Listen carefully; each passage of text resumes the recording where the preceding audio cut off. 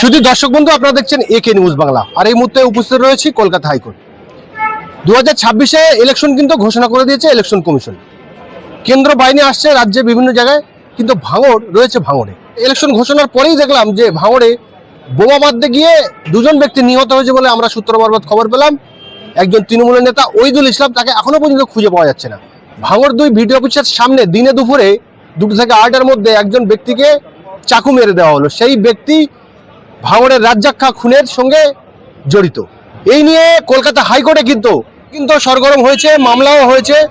কলকাতা হাইকোর্টের বিশিষ্ট আইনজীবী শ্রমিক বাগচি মহাশয় আমাদের সঙ্গে রয়েছেন, আমরা এই বিষয়ে আলোচনা করব।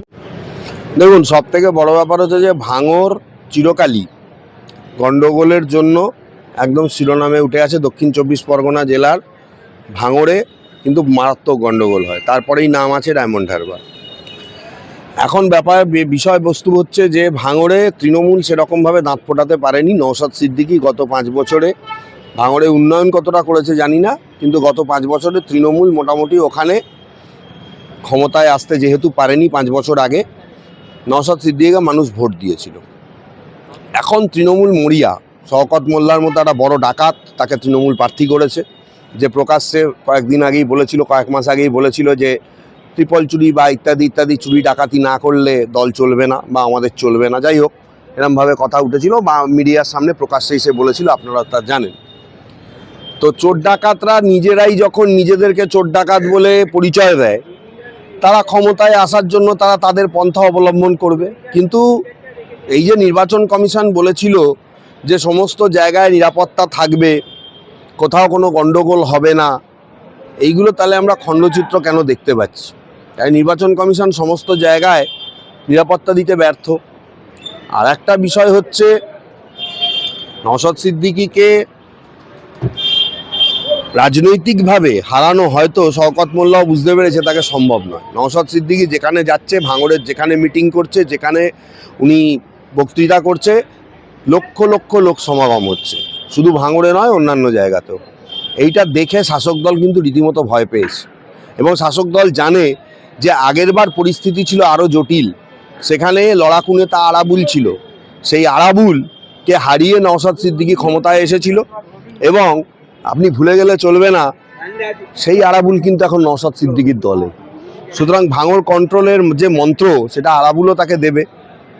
এই জায়গায় তৃণমূল সাধারণ মানুষকে ভয় দেখাচ্ছে। আমি আপনার মাধ্যমে বলবো যে সাধারণ মানুষের সঙ্গে যারা এগুলো করছে, সাধারণ মানুষ থানা গিয়ে থানা ঘেরাও করুক। দরকার হলে থানা যদি না কাজ করে, তারা এসপি ডিএসপির কাছে গিয়ে অফিস ঘেরাও করে তাদের অভিযোগগুলো জানাক, এবং 24 ঘন্টার মধ্যে যদি অ্যারেস্ট না হয়, তাহলে হচ্ছে যে তৃণমূল নেতাদের প্রচার এবং ভোট বয়কটের ডাক দিক ওখানে সাধারণ মানুষ যদি করতে পারে। কারণ কয়েকটা জায়গায় আমার খুব ভালো লাগছে, কয়েকটা জায়গায় এইবার কিন্তু মানুষ বেরিয়ে আসছে, মানুষ সরাসরি জিজ্ঞেস করছে যে আপনি কি করেছেন 5 বছরে, আপনাকে ভোট দেবো।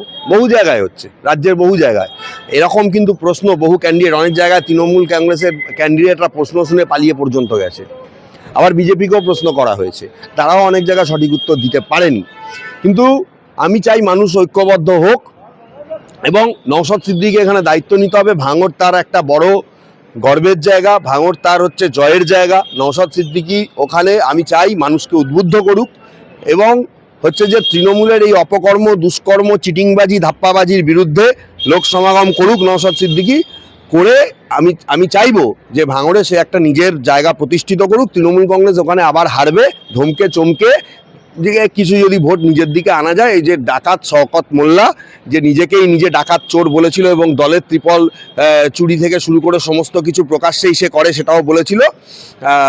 সে জানে যে সে এইগুলো না করলে তার সামান্য ভোটটুকুও জুটবে না, জামানত জব্দ হতে পারে। কিন্তু এসবে ভয় পাওয়ার কোনো কারণ নেই। নওশাদ সিদ্দিকী ওখানে আরও বেশি করে স্ট্রং হতে হবে, সাধারণ মানুষকে এগিয়ে আসতে হবে, এইসব একদমই বন্ধ হয়ে যাবে।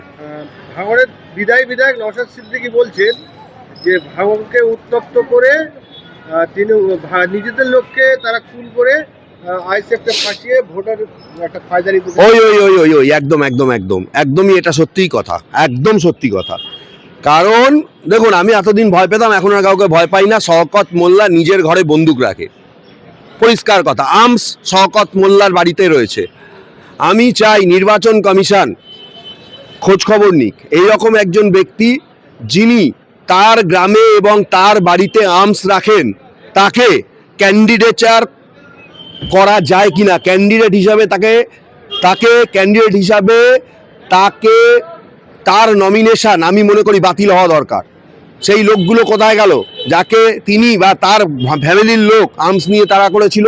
তার ফ্যামিলির লোক বলতে আমি আরেকজন পার্টিকুলার লোকের নামটা আমি বলবো না, বললে এখানে মিডিয়ার সামনে গন্ডগোল হতে পারে। আর্মস নিয়ে যাকে তাড়া করা হয়েছিল সেই লোকগুলো কিন্তু আমাদের কাছে আছে। বেশি বাড়াবাড়ি করলে, মানুষের সঙ্গে বেশি চিটিংবাজি করলে সেই লোকগুলো যখন আরও ফাইনাল তাদের সমস্ত ফুটেজ থেকে শুরু করে এভিডেন্স এক্সপোজ করে দেবে, নির্বাচন কমিশনের আন্ডারে থাকা পুলিশ কিন্তু আপনার কথা শুনবে না শওকত মোল্লা দাদা। তখন আপনি কি করবেন? আমি আপনাকে ওপেন চ্যালেঞ্জ দিচ্ছি, আপনি আর্মস নিয়ে ঘুরে আপনি জিততে পারবেন না এবং আইএসএফকে ওখানে আরও স্ট্রং হতে হবে। শওকত মোল্লা নওশাদ সিদ্দিকীর কাছে 50,000-এরও বেশি ভোটে হারতে চলেছে। তার পায়ের তলার জমি সরে গেছে, মানুষকে ভয় দেখিয়ে কোনো রকমভাবে সে তার নিজের গদি উদ্ধার করতে চাইছে এবং শওকত মোল্লার এটাই হবে শেষ ভোট। এই ভোট হেরে গেলে তৃণমূল থেকেও সে বিতাড়িত হতে পারে, যার জন্য শওকত মোল্লা নিজের জায়গা রাখার জন্য এইসব করছে। কিন্তু একজন আর্মস নিয়ে ঘোরা, মানুষকে ভয় দেখানো, নিজের বাড়িতে আর্মস রাখা, এরকম লোকের বিরুদ্ধে নির্বাচন কমিশন তদন্ত করুক। আমি মনে করি তার নমিনেশন বাতিল হওয়া দরকার। এই নওশাদ সিদ্দিকীর দলের লোকরা এই নিয়ে সোচ্চার হোক, তার নমিনেশনটাই হয়ে গেছে। এখন পুলিশ প্রশাসনের দায়িত্ব ইলেকশন কমিশনের হাতে। সেই জায়গায় ভাঙড়ে বোম মারতে গিয়ে 2 জন নিহত হয়েছে বলে খবর পাওয়া যাচ্ছে, একজন নিখোঁজ। আর গতকাল বিডিও অফিসের সামনে একদম প্রকাশ্য দিনে দুপুরে ছুরি মেরে দিল, যে মৃত্যুর সঙ্গে পাঞ্জা লড়ছে। তাহলে প্রশাসন এখনো পর্যন্ত কাউকে, 2টি মামলায় কাউকে এখনো পর্যন্ত গ্রেফতার করেছে বলে আমরা অন্তত জানতে পারি। সব থেকে বড় ব্যাপার হচ্ছে যে এত লোককে সরানোর পরও নির্লজ্জ পুলিশ এখনো পর্যন্ত তৃণমূলের পা চেটে চলেছে। এত লোককে নির্বাচন কমিশন সরানোর পরও নির্লজ্জ পুলিশ প্রশাসন কোনো কাজ করছে না, এখনো পর্যন্ত চটি চেটে চলেছে। তৃণমূল কংগ্রেসের যে নেত্রী দিদির চটি এখনো পর্যন্ত চাটাচাটি চলছে বহু জায়গায় এবং পুলিশ এটা ভেবে বসে আছে যে তৃণমূল যখন আবার ক্ষমতায় আসবে এই লোকগুলোকেই ধরে ধরে আবার ঢুকিয়ে দেব, যারা আজকে অভিযোগ করছে এই করছে। আর পুলিশ কিছু করবে না, তার কারণ হচ্ছে যে পুলিশ এখানে তৃণমূল কংগ্রেসের অঙ্গুলি হেলনে চলে, শওকত মোল্লার অঙ্গুলি হেলনে চলে। যেদিন এই পুলিশ অফিসারের জন্ম হবে যে শওকত মোল্লার বিরুদ্ধে কোনো অভিযোগ থাকার জন্য তাকে ধরে মার্ডার কেসে সরাসরি ভেতরে ঢোকানো হবে, আমি মনে করব পুলিশ প্রশাসন সেই দিন কেন নির্বাচন কমিশনও ঠুটো জগন্নাথ। আমি আপনাকে বলছি ডোলাহাটে কি হচ্ছে, কেন কৌশিক নাগের মতো সেই চিটিংবাজটাকে আবার ফিরিয়ে আনা হয়েছে, যে 2021 সালে এত গন্ডগোল করেছিল এবং 2021 সালে কন্টিনিউয়াসলিভাবে বিভিন্ন সিপিএম কর্মী এবং অন্যান্য কর্মীর বিরুদ্ধে ইচ্ছাকৃতভাবে খুনের মামলা লাগিয়েছিল কোনো দলের লোককে দিয়ে, তৃণমূলের লোককে দিয়ে। সেই কৌশিক নাগকে আবার কার অঙ্গুলি এলানে ওই ঢোলাহাটের মতো থানায় ফিরিয়ে আনা হয়েছে। এবং ভাঙড়েও আপনারা বুঝে নিন কার অঙ্গুলি হেলনে এই কাজগুলো হচ্ছে।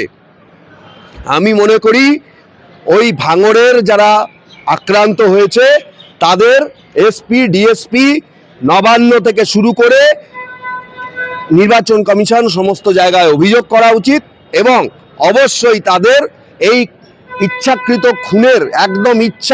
খুনের মামলা শওকত মোল্লার বিরুদ্ধে রুজু করে হাইকোর্টে পুলিশ ইন অ্যাকশন মামলা করা উচিত, যাতে ওখানকার পুলিশ সুপার থেকে সবাই সাসপেন্ড হয় এবং মানুষ বিচার পায়।